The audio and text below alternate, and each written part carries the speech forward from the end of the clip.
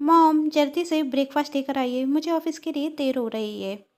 राधिका ने dining table पर बैठते हुए कहा। तभी परसा जी गुस्से से रसोई घर से बाहर निकलती और कहती, दो हाथ है मेरे, क्या क्या करूं?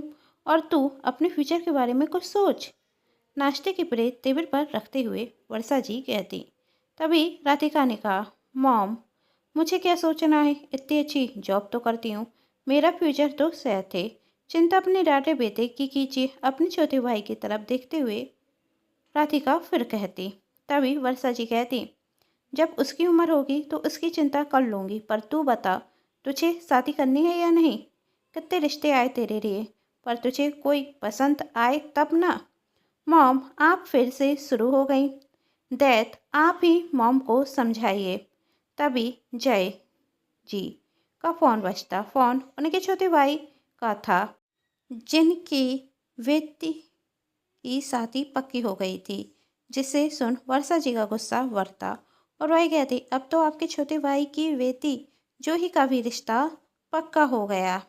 कम से कम अब तो अपनी बेटी के बारे में सोचिए।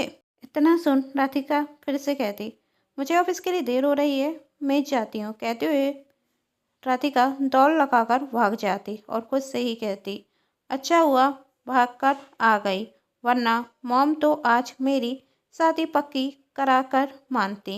लेकिन वर्षा जी कहाँ मानने वाली थी और वह राधिका के घर आते ही कहती, तेरे चाचा की बेटी की शादी में तू भी चलेगी और वहीं किसी अच्छे लड़के को देख तेरा रिश्ता पक्का कर देंगे। क्या मॉम आपको क्या हो गया है? और मैं उस छोटे से गांव की शादी में नहीं जाने वाली।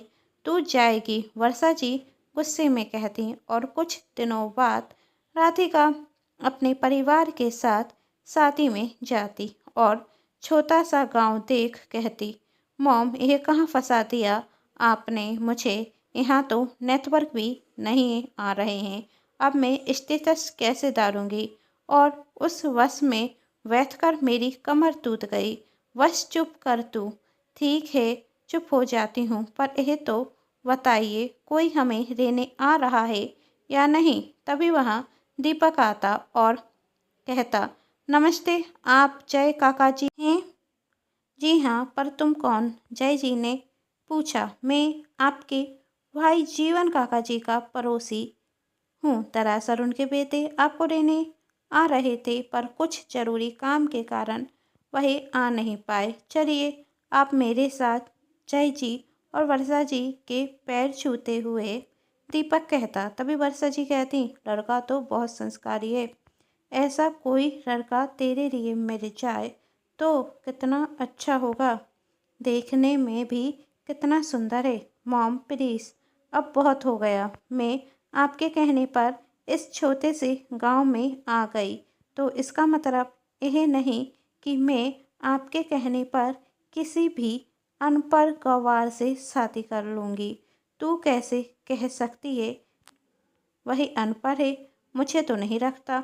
और आजकल गांव के लड़के भी बहुत पढ़े लिखे होते हैं। तब राधिका कहती, मॉम होते होंगे, पर आप इसका रवैया तो देखिए। कुर्ता पजामा पहने हुए है और ऊपर से सिर पर तौलिया भी बांधे हैं। आप इस गवार की तुलना शहर के पढ़े लिखे लड़कों से कर रही हैं और ऊपर से सोच रही हैं मैं इस गवार से शादी करूंगी। इम्पॉसिबल। और मॉम मैं जिस लड़के से शादी करूंगी उसे दुनिया देखेगी जब वह सूट बूट पहनकर लंबी सी कार में मुझे लेने आएगा। इस गवार को देखकर तो लगता है इसकी औकात साइकिल खरीदने की भी नहीं है। लगता है जीवन अंकर का नौकर होगा। बातें करते करते वह घर पहुंचते, जहां जूही अपने चाचा चाची के पैर छूती, जिसे देख वर्षा जी अपनी बेटी राधिका से भी जीवन जी और उनकी पत्नी के पैर छूने के लिए कहती। तो राधिका कहती, मॉम मुझसे नहीं होते यह फालतू के काम। और रितु की माँ यानी अपनी चाची से कहती, आंटी मैं बहुत थक गई हूँ, आप मुझे मेरा कमरा बता दीजिए। ये सुन सब हंस जाते और दाती कहती, आजकल की जे शहर की छोरी भी हद करत हैं।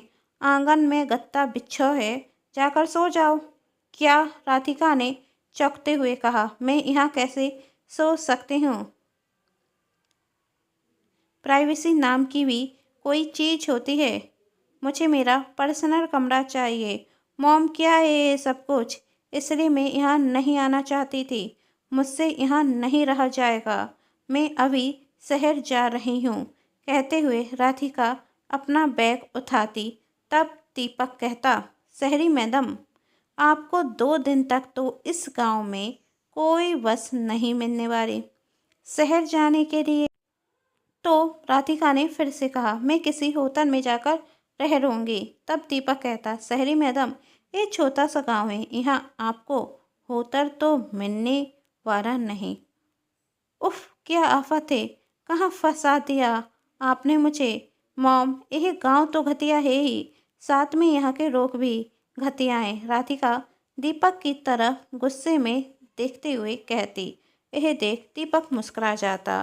तभी दीपक 2 कदम आगे बढ़ते हुए कहता, मैडम, घटिया गांव नहीं, घटिया आप हैं जो शहर में रहकर 2 अक्षर क्या पढ़ लिए तो अपने संस्कार ही भूल गई। सेट अप, राधिका गुस्से में चिल्लाते हुए कहती। 2 अक्षर पढ़ने में कितनी मेहनत रखती है, यह तुम गवार लोग नहीं समझते। और मैं भी किस अनपढ़ के मुंह रख रही हूँ। तुमसे बोलना मेरे स्टैंडर्ड के खिलाफ है। गुस्से में कहते हुए राधिका वहाँ से चली जाती और अब वह सबका अपमान करती। बोलना तो उसे किसी से बोलना तो उसे पसंद आता नहीं, और जब उसकी दादी उसे अपने हाथों से खाना खिलाने की कहती तो वह कहती, दादी, मैं कोई छोटी बच्ची नहीं जो आपके हाथ से खाना खाऊं। और यह क्या बनाया है, कितना ऑयली है सब कुछ, और स्वाद तो जैसे है ही नहीं। मैं यह सब नहीं खाऊंगी। तभी जूही कहती, राधिका, तू मुझे बता क्या खाएगी, मैं तेरी पसंद का बना देती हूँ। तभी बीच में दीपक बोलता, जूही दीदी, आप शहर की मैडम के पसंद का खाना कैसे बना सकते हैं? आप कभी शहर गई हैं जो शहर के लोगों की पसंद नापसंद जाने?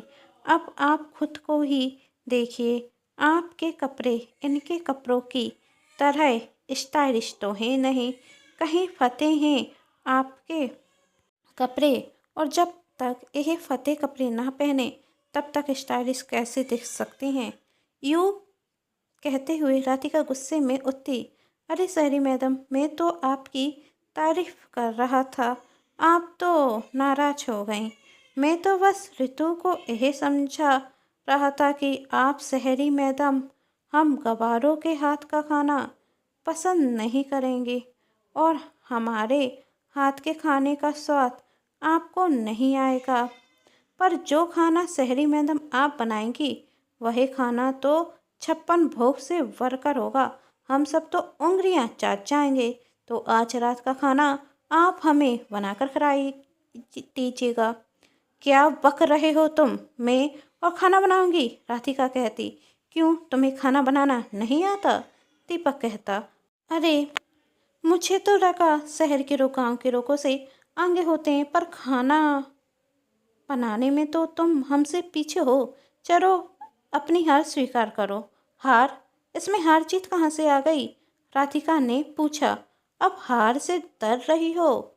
दीपक अपने बातों के जाल में फंसाकर राधिका से शाम के खाने के लिए हाँ बुलवा लेता। राधिका गुस्से में कह तो चुकी थी, हाँ वही खाना बनाएगी, वो भी सबसे ज़्यादा स्वादिष्ट।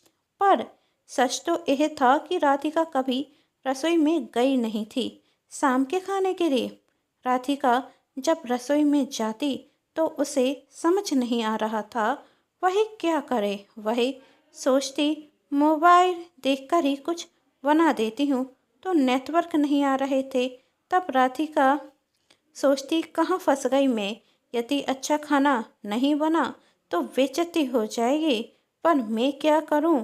तभी जूही और उसकी कजन राधिका की मदद करने के इरादे से रसोई में जाती और राधिका ऐसा जताती कि उसे मदद की ज़रूरत नहीं है। लेकिन इतना बार बार कह रहे हो तुम सब, तो मैं मदद दे देती हूँ, मुझे कोई बुराई भी नहीं। वो क्या है ना, घमंड करना मुझे पसंद नहीं और उस गवार दीपक की तरह मैं घमंडी नहीं हूँ। और मन में सोचती अच्छा हुआ यह सब आ गई, वरना वही दीपक सबके सामने मेरा मजाक बना देता। और जब ऋतु राधिका से सब्जी में नमक डालने के लिए कहती तो राधिका शक्कर का डिब्बा उठाते हुए डालने वाली थी। तभी जो ही डिब्बा छुराते हुए कहती, अरे राधिका तुम यह क्या कर रही हो, यह नमक नहीं शक्कर है। हाँ मुझे पता है, बस मैं तो चेक कर रही थी, आपको पता है या नहीं, शादी के बाद यह सब आना चाहिए ना। चलो चलो जल्दी जल्दी हाथ चलाओ, हमें देर हो रही है। फिर राधिका देखती कैसे सब आपस में हंसी मजाक कर जल्दी जल्दी काम कर रही हैं। अब राधिका को भी यह पसंद आने लगा और जब वह खीर चेक करती तो गरम ढक्कन हाथ से उठा लेती, जिसे वजह से उसका हाथ जल जाता। जो ही राधिका को वहाँ से कमरे में ले जाती और दवा लगाती। हाथ चलने की वजह से राधिका खाना भी सही से नहीं खा पा रही थी, तो दादी उसे अपने हाथों से खाना खिलाती। और अब दीपक की बातों पर राधिका को गुस्सा नहीं आता। अब राधिका सबके साथ हंसती बोलती खुश रहती और वह पूरी शादी एंजॉय करती। और शादी पूरी होने के बाद अब उसे शहर वापस जाना था, वही सबसे बिता लेती और कहती अब छुट्टी हुई में गांव वही जरूर आएगी। और जब दीपक से मिलती तो कहती मैंने तुम्हारा और इस गांव का बहुत अपमान किया, पर अब मुझे यह गांव और तुम दोनों अच्छे रखने रखे हो। मैं जानती हूँ मेरे मॉम डैड और तुम्हारे माँ बापूजी चाहते हैं हमारी शादी हो जाए, पर मैं तुमसे शादी नहीं कर सकती। इसलिए तुम अपने माँ बापूजी से बात करना और कह देना कि मैं तुम्हारे लायक नहीं। इसका मतलब यह मत समझना कि मैं तुम्हें पसंद नहीं करती, पर शादी नहीं कर सकती।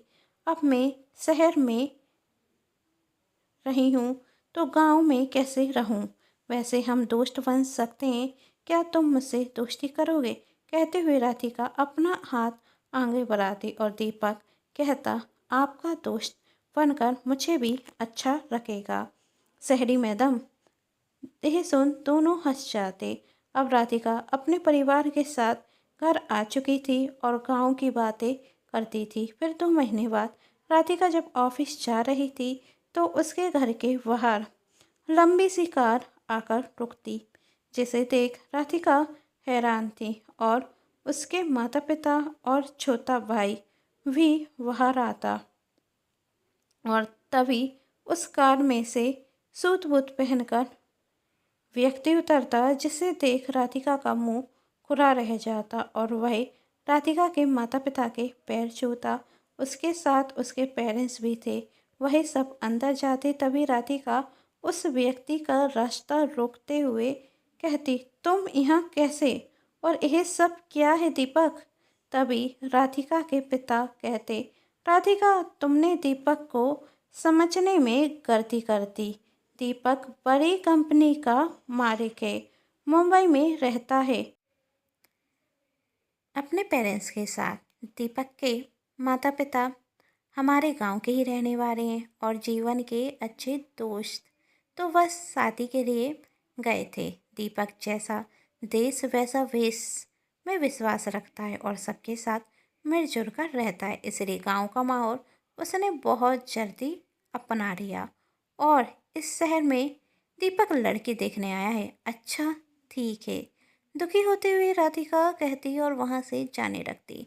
और वही लड़की तुम हो, यह बात तो तुम्हारे डैड बताना भूल गए। दीपक के माता पिता ने मुस्कुराते हुए कहा सच, राधिका ने खुशी से उछलते हुए कहा। तभी दीपक कहता, माँ बाबूजी, मुझे नहीं लगता कि राधिका मुझ जैसे गाँव के गंवार से शादी करेगी।